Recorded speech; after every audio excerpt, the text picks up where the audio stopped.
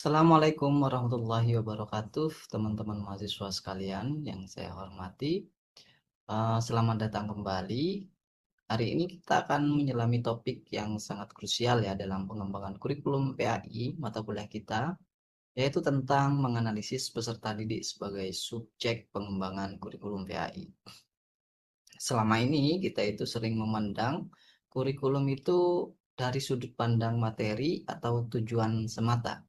Namun hari ini kita akan membalik perspektif itu dengan menempatkan peserta didik sebagai pusat perhatian. Kita akan memahami mengapa peserta didik ini tidak lagi hanya sekedar objek pembelajaran, melainkan juga subjek aktif yang memiliki peran sentral dalam menentukan keberhasilan kurikulum. Oleh sebab itu, teman-teman sekalian, kita penting untuk memahami bahwa karakteristik peserta didik itu penting, tidak hanya dari sisi kognitif atau seberapa cepat mereka menyerap materi, tetapi juga dari sisi efektif ya. Bagaimana emosi mereka, sikap mereka, dan nilai-nilai yang ada di dalam diri mereka itu berkembang dari waktu ke waktu.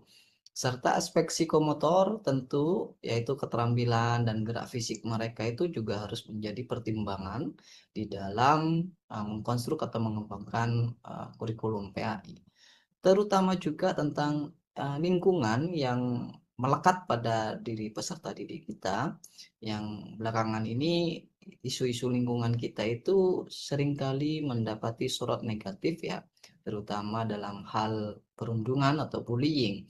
Oleh sebab itu, konstruk kurikulum PAI atau dalam pengembangannya itu diupayakan untuk sekaligus menjawab tantangan tersebut, yaitu kurikulum yang mengakomodir supaya lingkungan pembelajaran atau lingkungan pendidikan di madrasah atau sekolah itu menjadi lingkungan yang aman, nyaman, dan menyenangkan. Kemudian, kurikulum PAI itu perlu dirancang dengan pendekatan yang responsif. Kita tidak bisa lagi menggunakan metode yang kaku dan monoton. Sebaliknya kita harus merancang aktivitas pembelajaran yang inovatif tentu dalam konteks pembelajaran. Ini akan mengubah PAI dari sekadar mata pelajaran wajib menjadi sebuah pengalaman belajar yang bermakna. Nah, agar supaya kurikulum PAI ini mencoba untuk beralih dari tidak hanya sekedar mata pelajaran menjadi pengalaman belajar bermakna, maka pengembangan kurikulumnya itu harus memperhatikan betul-betul karakteristik peserta didik sehingga pengalaman-pengalaman belajar yang disajikan di dalamnya itu relevan dengan diri mereka. Oke, misalnya kita kasih contoh konkret ya, di pengembangan kurikulum berbasis cinta oleh Kemenak, di mana kurikulum berbasis cinta ini terdiri dari 5 panca cinta, cinta Allah dan Rasulnya sampai cinta tanah air.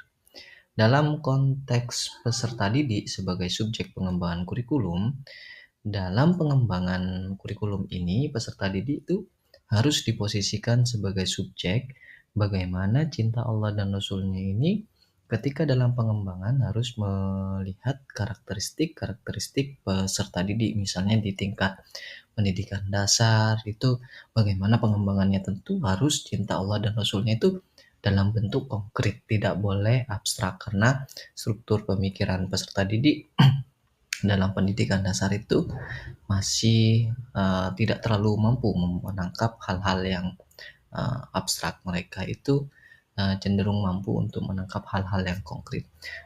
Demikian juga dalam konstruk lingkungan sekolah atau madrasahnya, kurikulum ini juga akan memperhatikan peserta didiknya. Misalnya cinta tanah air, bagaimana konstruk lingkungan sekolah atau madrasahnya dikembangkan sedemikian rupa sehingga lahir ornamen-ornamen yang beraneka ragam, mulai dari ornamen-ornamen yang bisa dikonsumsi oleh peserta didik yang di pendidikan level bawah, misalnya kelas 1, kelas 2, kelas 3, dan peserta didik yang di level atasnya 4, 5, 6, misalnya sedemikian. Selamat belajar, mudah-mudahan bermanfaat. Terima kasih, selamat bertemu di pertemuan selanjutnya. Assalamualaikum warahmatullahi wabarakatuh.